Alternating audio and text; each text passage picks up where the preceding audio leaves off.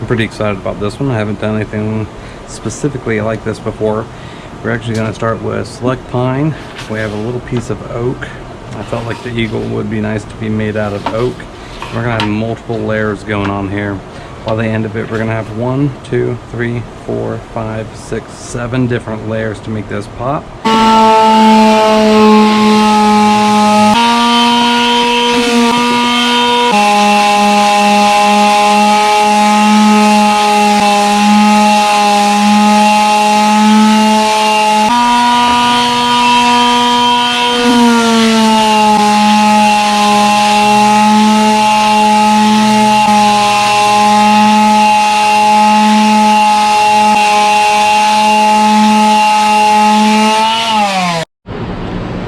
There's not really anything too fancy about tracing this out. It's just making sure that you have accurate lines. Now I use the bottom piece of this board because this is going to be a raw wood, and I really do like the way that this looks. So if you're going to use that, make sure you lay your tape on. So since this is going to be the second layer, since this is the first, we'll do it like this: 1, 2, 3, 4. And now if we follow that up, we see that this part of the eagle comes out here. So I printed 2 of these stencils out, so don't be reluctant to print more than one copy because of these things. So I'm actually, when I trace this particular part, I'm gonna make believe that that is there, because this little wing is actually gonna be levitated above everything else, because I want this to look realistic as possible. I always work on the inside out. We're gonna throw that over there.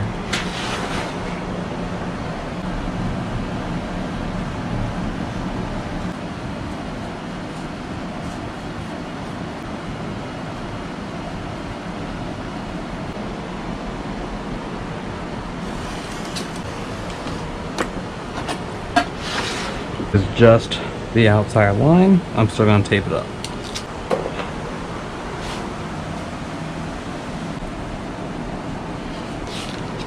There we go, everything out.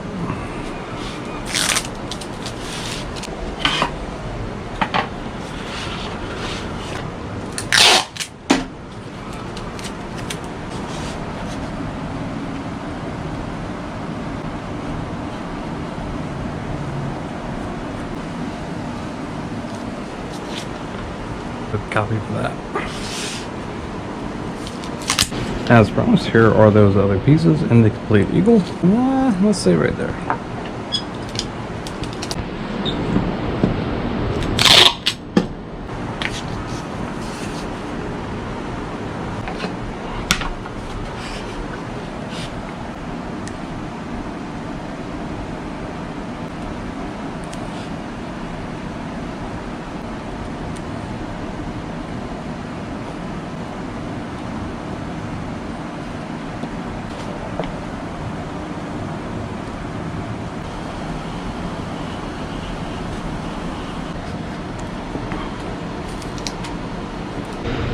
Alright, this may not be the funnest thing to watch, but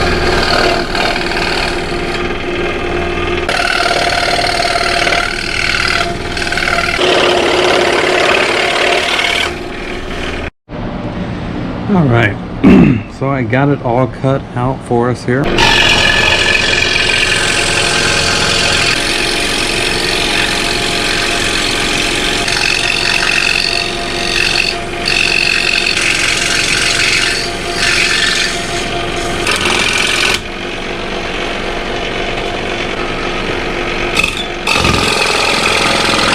Alright, and now we're going to go and cut out the big one.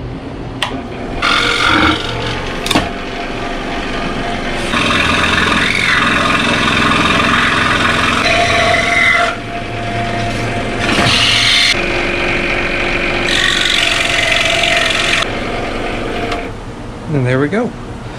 Now the next thing I have to consider is how deep do I want to go. These are the same size boards. And I'm going to be doing 1, 2, 3, 4 different layers on this. Actually, I apologize. 1, 2, 3 different layers. So when I look at it, I think that's fine. 2, and then 3. I most likely want to go a little bit deeper. I have no specific math to this, but there we go. 1, 2, and 3. I'm gonna take this first chunk out, then we'll catch back up. Come on.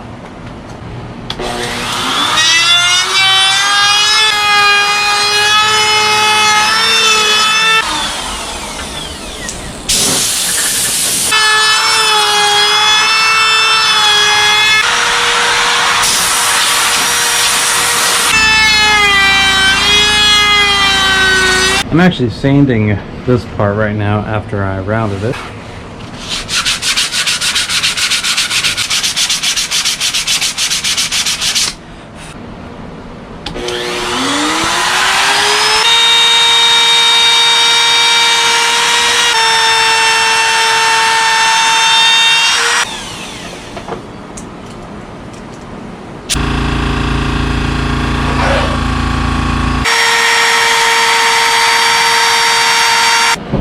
Alright, well that was fun. So, up the edges, some of these, which is actually only this one is Alright folks, I'm going to sand it up and then we'll take a look.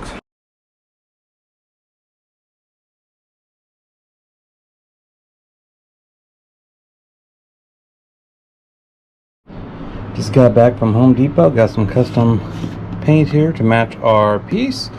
We got custom matched the vinyl for the gray. I'm not going to make you watch me paint, so I'm going to paint all this up and we'll take it from there.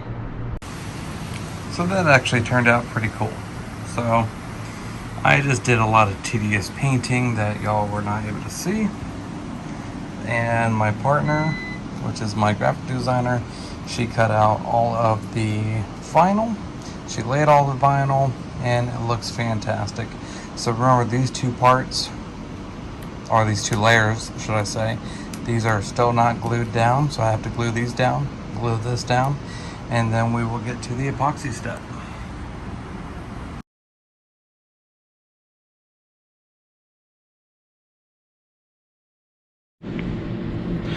Alright, our piece is ready to epoxy. I have it fully assembled. I also have every piece glued on, every vinyl there. And then I made this epoxy box. I just put a piece of board right there, so it's going to stay off the edges. Now it's time to mix the epoxy and get ready to pour. For this one, I am using Clear Cast 7000. It's a 2-part epoxy, half and half. I'm going to fill these 2 solo cups up with 1 of each, mix it for 8 minutes, and then we'll get pouring. On my gloves. Anytime you use epoxy, use your gloves.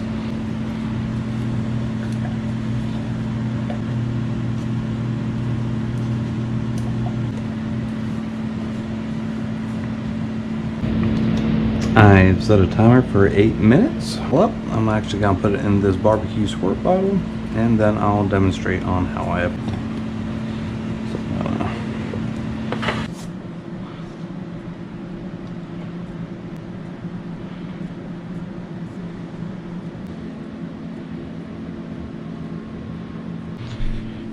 get all those surface bubbles off.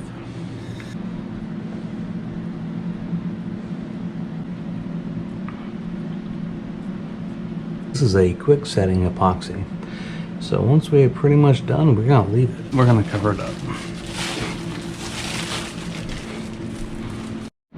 All right, after 2 days of drying, there we go. I always touch this part first, and nope, not tacky at all.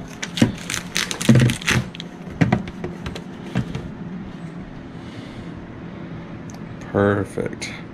All right, the next part is to sand these little bits off and make the back smooth as possible. Stay tuned.